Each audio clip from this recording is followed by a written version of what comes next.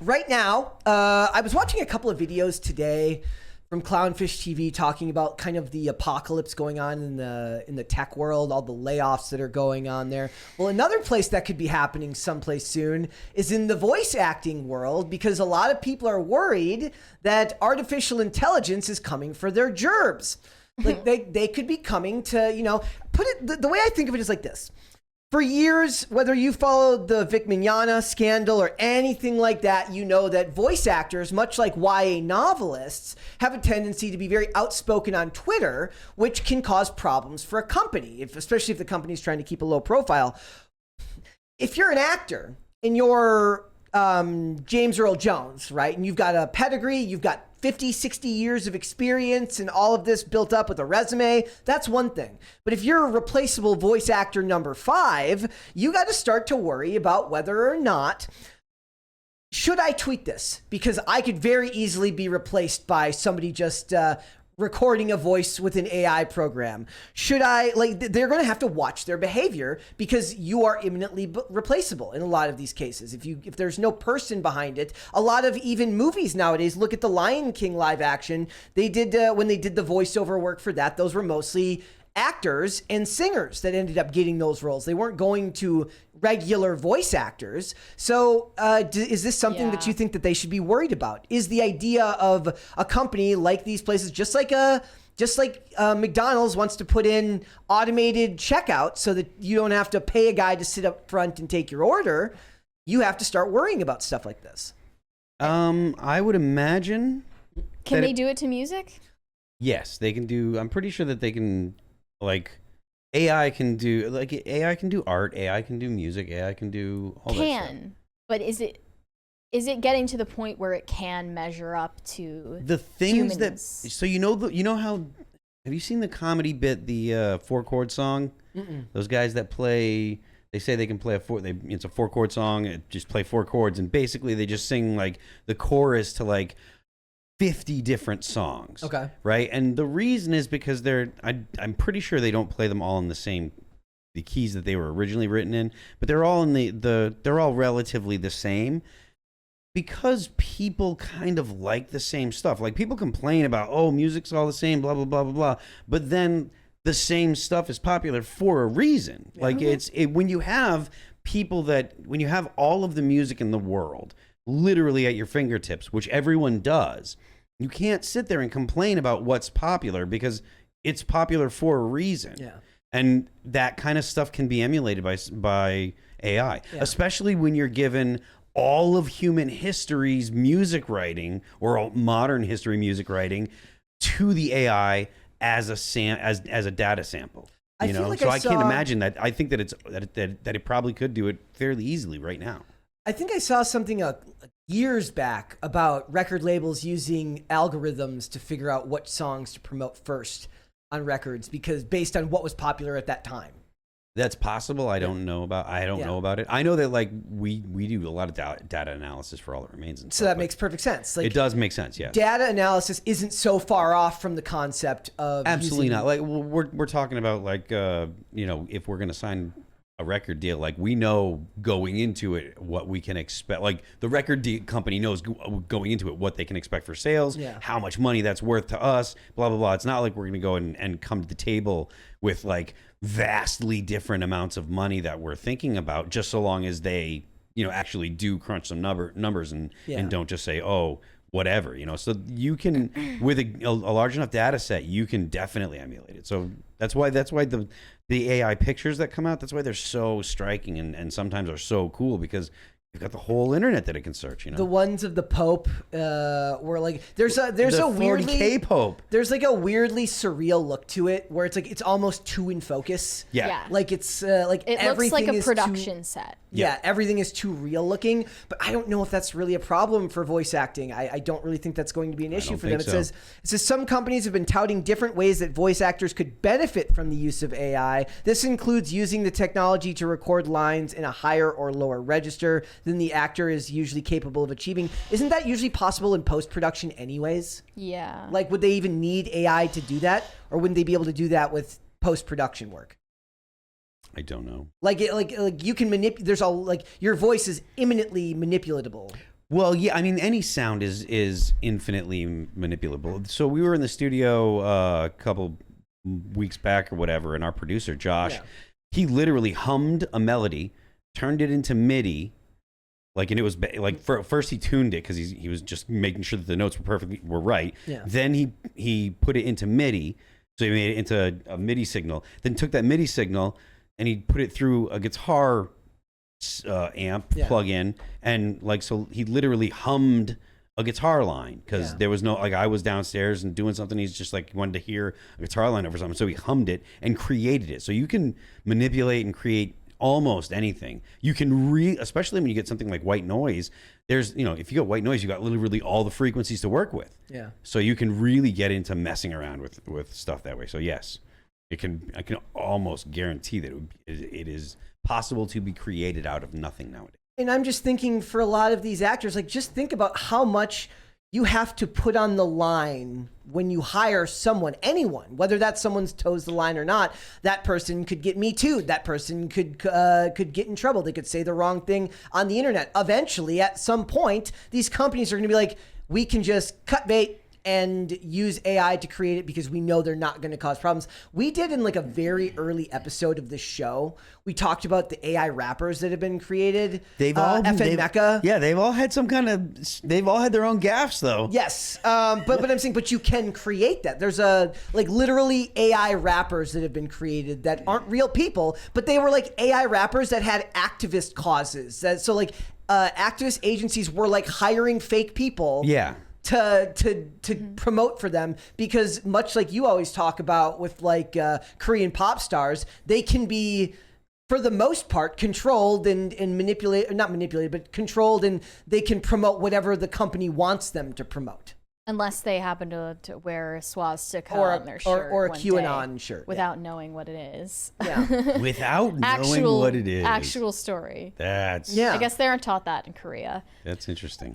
If voice actors are feeling threatened by AI, that AI might steal their jobs, then I don't understand where they're coming from, because it's already happened. Yeah, there's a $20 one right there.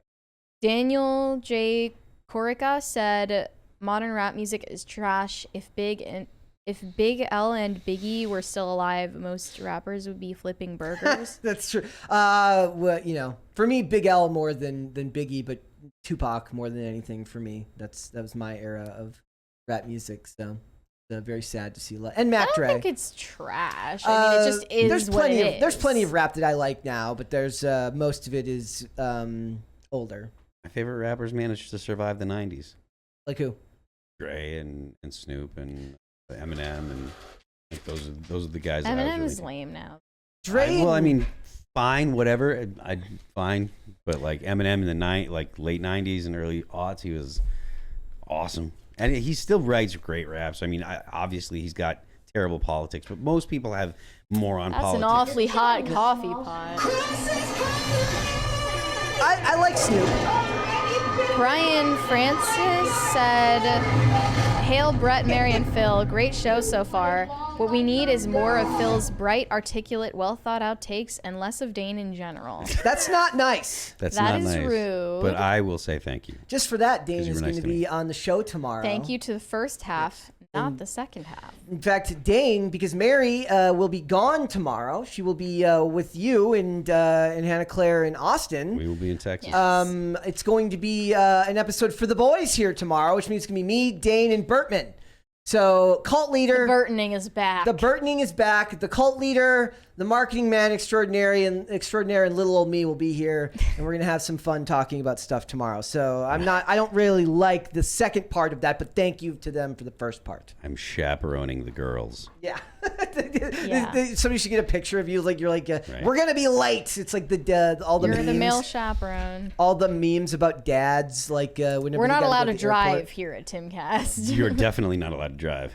It says, to make matters even worse, more voice actors may not realize they have signed a contract allowing AI recording of their voice to be made until it's too late. Yeah. Ooh. Well, did James read those contracts, guys. Did James Earl Jones get into that situation then? On purpose, though. On purpose. Yeah. Well, I guess they have such vague wording, and Yeah. all these new contracts that they own your likeness in all dimensions. It's my favorite part of any type of corporate response. Like whenever a corporation releases any type of press release, it's the only place in time in history you see the word synergy ever. Like I was reading the WWE press release when Endeavor purchased 51% of the company, and 88.7% of it is just gibberish words that you only hear in CEO press releases, and the rest of it is all mumbo jumbo. Like none of it's actual talking. Let me look up what synergy. I'm Corporate synergy, when your brands come together, like WWE cross-promoting with UFC would be synergy. Synergy, the interaction of two or more agents or forces so that their combined effect is greater than the sum of their individual effects. It's like only like a certain type of, it's not even the CEO who writes that stuff either. It's some poor press release, some poor writer who has to write the press release. Right? I mean, now ChatGPT can do the same thing. That is true. Oh, did you see it? They started developing like AI modeling programs that can detect when ChatGPT is being used to write school reports and stuff like that. It's not possible. And some you girl can't prove it. Some girl got caught recently, but then was able to prove that she didn't use. Yeah, if you can catch someone and it's a false positive, then the software that can detect it is useless. Yeah. So it's kind of over for them. I bet that if that were available when I was in high school, I would have used it. Well, and I'm good at writing. I just I always wait until the night before. Yeah. So. See, that is depressing too, because you are a good writer. So it's like, how many good writers are not going to develop their skills and confidence because they're just going to rely on ChatGPT to write it now? The internet is probably going to have a considerable, not just the internet, but I think that because I think that schools are going to focus less on things like actually being able to do arithmetic and stuff like that. Yeah. And the reason is because everyone they're essentially going to assume that in the future, everyone will have the calculator with them that their teacher told, teachers told me that I would never have, know. They didn't tell Mary that. They told me and you that. They said you would never have a calculator with you all the time. And I think that because of that, they're going to focus on other topics, and they're not going to teach kids the fundamental basics of stuff. And I think that might cause problems in the future. Similar to how they got rid of cursive writing to focus on programming. I didn't know that they did get rid of that, but that would probably be an artifact. I didn't learn programming. I learned cursive. You're going to lose out on something. There's a hilarious TikTok trend. It was like, write your name without taking your pen off the paper. And someone's like, congratulations, Gen Z, you've just learned cursive. God. What do you think about the contracts? Do you think that this is going to be a problem for actors who just don't read their contracts thoroughly enough and realize they're basically signing their voice rights over to these companies? It will for some, but if that happens, that kind of stuff will get around really quickly, because what happens is they are getting the rights to your likeness then. Yeah. And more than likely, if they do that kind of stuff, it'll be in perpetuity, and that'll mean that someone's going to be like, all right, this I need to make a stink about, and it'll go to court. And even if they lose, at the very least, it'll be a situation where people become aware of, hey, if you do one job for this company, it's possible that they would literally steal your identity, your public-facing identity. Yeah. Also, it's not just voice actors, guys. Fortune cookies are going to be losing their jobs too. Did you see this? I do not They're using AI programs to write fortune cookies now. They weren't doing that already. When it said chase your dreams. Yeah, Andrea Mew says, not to boomer post, but if AI starts writing fortune cookies, we have truly reached simulacrum. I really thought that they were written in Tibet by dudes. Yeah. Well, not the Dalai Lama, that's for sure.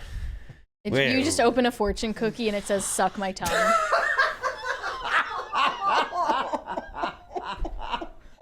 Clip that. Someone clip that. I don't want to. Send me a link. I found a fortune cookie. And it says, suck my tongue. I put there's a fortune cookie AI program you can use on the internet, and you can generate fortune cookies, and I just did one. It says, do not be greedy. It's time to learn. That seems fair. What? At least it but didn't say what's the suck my tongue. relation between the first part and the second part? I have no idea. But it's AI. It doesn't matter. We don't live in a world where things actually have to mean anything anymore. It's just content now. Everything's just content. Like nothing's actually of any type of substance. It's just content. Even this is just content. People will forget about this. This is human content. Well, this is. I mean, this is just opinion, like an opinion show on like. Yes. So it is light fare, I guess. Yeah. But there have to be things produced that have substance. Yes. So. I mean, I've not heard many good, like, passable AI-produced songs. Yeah. That are entirely AI, especially if it's a digital voice. Sure. Like, unless that's the gimmick of it, then that makes sense to me. But that's not going to replace human voices. It will. And I don't think that I doubt it. And I don't think that podcasters are going to be ever fully replaced. Not the really AI good ones either, because podcasts. I mean, they arose as something people use as like a substitute for conversation. Yeah. You're sitting viewing you're a third party to a conversation. Also, it's part of people's drive for human connection, so it can't be created otherwise. And a lot of the ones that do it best have a cult of personality around them that's not easily replaced, because they have their personality is as much a drive to that channel as it is the conversation itself. Like not a lot of people listen to Logan Paul because Logan Paul has fantastic takes on life.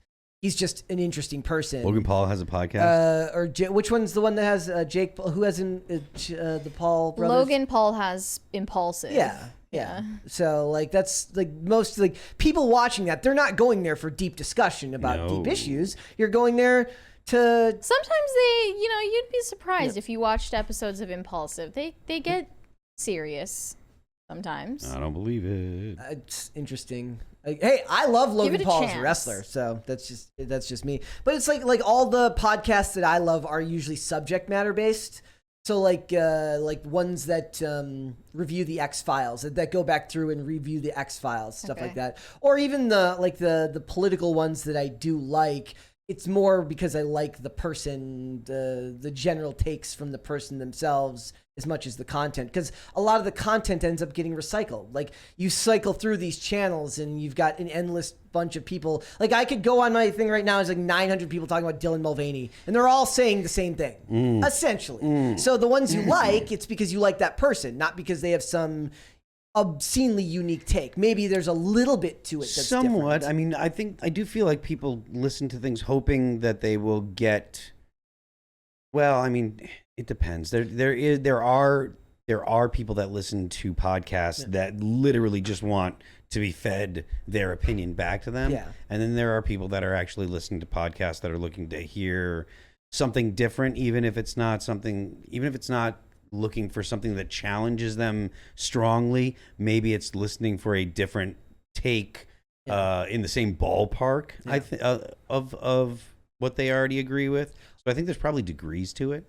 And a lot of them, I guess, if you consume like 5 or 6 different podcasts that talk about the same thing, you might cobble together a bunch of unique smaller parts that make for a wider view, or a more panoramic view of the subject matter, I guess, like that. That depends. I consume far less of that than I used to right now, so most of the stuff that I take in tends to be shorter content. Like I actually really appreciate videos that get me the information in like under 5 minutes. Like it's actually one of the things that I like the best. Like when I used to watch like PragerU stuff, is they'd have like those 5-minute videos because it was subject matter focused, right? It wasn't less about their opinions, more about the actual facts that they were conveying. But podcasts are less about that. One of the hardest things for me when we started this was like trying to figure out like a middle ground between like conveying the information in the topic and also making sure that the discussion you're having includes everyone and as more general, right? Because it can't just be about the information. Otherwise, anybody else can do that in a 5-minute video. It has to be about letting a conversation stem from that, which is actually what we're doing here. This was an article about actors who have a problem or seem to be having a problem with what could happen to their jobs from AI, and what's stemmed from it is a discussion that goes broader than that. And that's different than just general intake of information. All right. And do you remember your fortune cookies when you get fortune cookies? Is that, have you ever saved one? The only one that I thought was like timely and clever was when I was hired here and hadn't moved here yet. Yeah. And it was like, it was like something like you're gonna go through some unexpected changes with work or whatever. And then I posted it on my story and you liked the story. There you go. I think the only one that I've ever had that was memorable was like, don't call her back. It's a bad idea. That was in a fortune Yeah. cookie. Usually they're so like pithy. Yeah. Like basically, so like if you broke up with someone, like just. Did you need to end it. hear that? I didn't need to hear it at the time, but darn. it stuck out to me as a very funny one. It's good. It's good advice. Yeah. Dump Good him, advice. sis. Exactly. Get your bag, queen. Thanks for watching. Listen to full episodes of Pop Culture Crisis on Spotify. Keep up with us on social media and make sure you subscribe and ring that bell so you never miss the show. Bye, guys.